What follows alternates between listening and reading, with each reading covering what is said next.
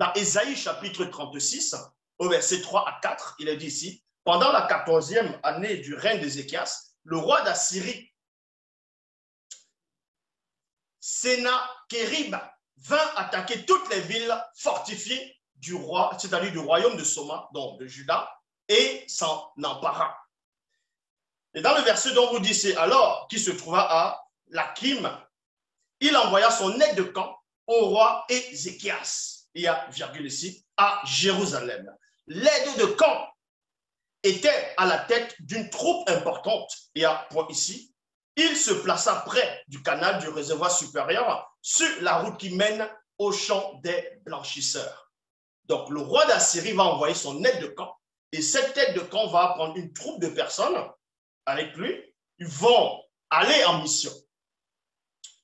Alors, Eliakim, fils de Hilkia et chef du palais royal, sortit de la ville à sa rencontre, accompagné du secrétaire Shebna et de Yao, fils d'Aphas plutôt, et porte-parole du roi. Donc, c'était les hommes de main, c'était des hauts dignitaires qui travaillaient pour le roi Ézéchias. Ils sont sortis à la rencontre de l'aide de camp que le roi d'Assyrie avait envoyé. Et dans le verset 4, on vous dit ici, l'aide de camp syrien, assyrien, leur dit deux points. Dans Ésaïe chapitre 36, au verset 7 à 12. Pendant la conversation, cette aide de camp va expliquer à ces personnes qu'il est venu assiéger les villes. Il est venu les assiéger. Et que c'est Yahvé, Adonai, Jéhovah Elohim, qui a permis cela. Qui est derrière ce complot. Et il va rajouter quelque chose de très important, ce qui concerne le titre même de la vidéo.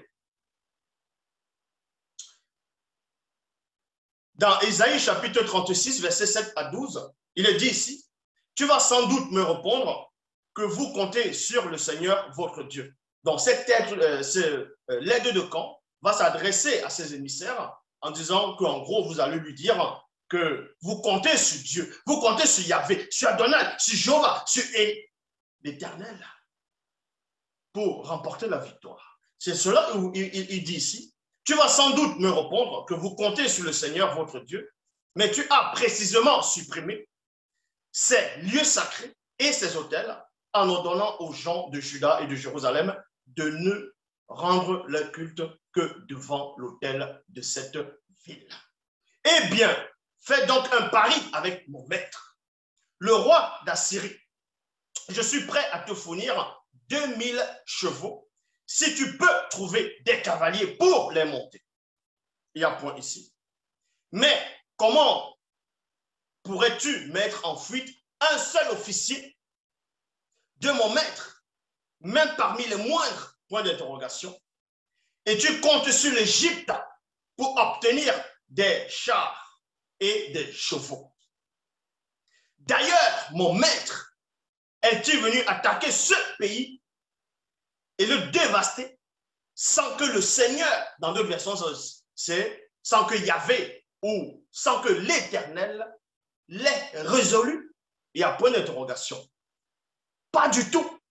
Donc vous comprenez ici, pour humilier une nation, pour humilier un peuple, pour humilier des individus, pour humilier des gens, on vous apprend que Yahvé est derrière. Et il va permettre que la pratique de la scatophilie soit établie.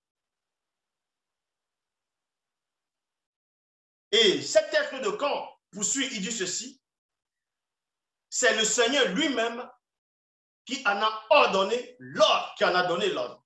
Alors Eliakim, Shebna et Yoa demandèrent à l'aide de camp assyrien, parle-nous en araméen. S'il te plaît, nous le comprenons, point, évite de t'adresser à nous en hébreu. Il y a virgule ici, à cause de tous les gens qui sont sur la muraille. Dans d'autres versions, c'est qui sont assis sur le mur, en train de nous écouter. Mais l'aide de camp répondit, croyez-vous que le message de mon maître soit destiné seulement à votre maître et à vous? Point d'interrogation. Il concerne tous ces gens qui se tiennent sur la muraille et qui, comme vous, n'auront bientôt plus que des excréments à manger et les urines à boire.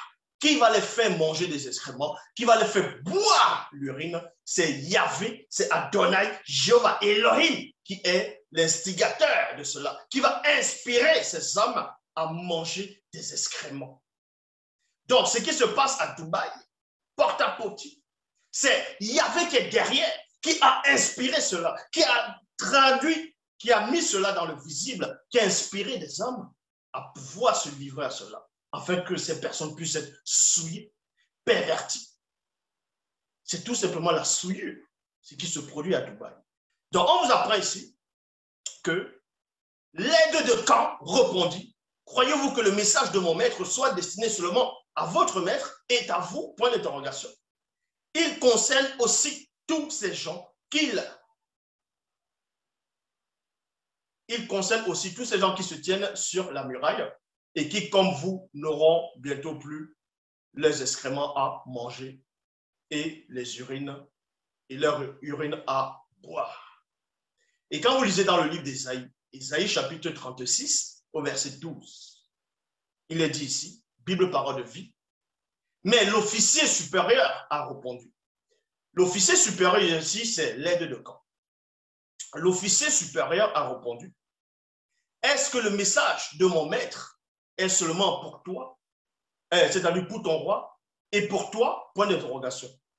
Non, il est aussi pour tous les gens qui sont sur les murs de la ville. D'ailleurs, ils seront bientôt obligés. Ils seront bientôt obligés. L'obligation, c'est quoi? On te force à faire quelque chose. On t'enlève ton libre arbitre. On va dire comme ça, on te force à faire des choses que tu n'as pas envie de faire.